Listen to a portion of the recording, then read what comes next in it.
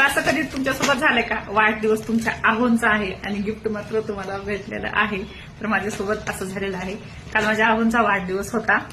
तर मी तर त्यांना काही गिफ्ट दिलं नाहीये आणि म्हणजे माझा चालला होता प्लॅन की काहीतरी द्यायचं, पण मी त्यांना काहीच दिलं नाही. आणि माझ्या आहोंचा बर्थडे असून त्यांनी मात्र माझ्यासाठी सरप्राईज आणलं.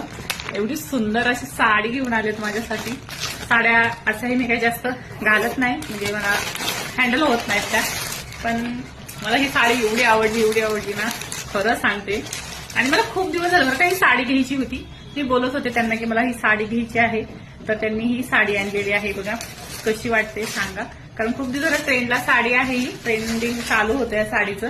तर मला तर खूप आवडली, मी इतकी खुश झाले.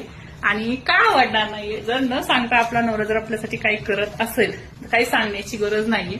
तर ही बघा कशी वाटत, पाहू शकता. वेअर केल्यावरती मी असे दिसेल साडी ही, आणि ह्या साडीवरती आता तुम्हाला एकदम छान छान छान छान छान रील्स येणार आहे.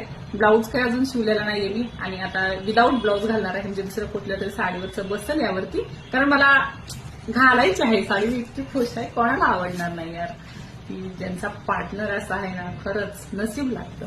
आणि बर्थडे फॅनचा आहे मी, तर त्यांना काहीच नाही दिलं. हे बघा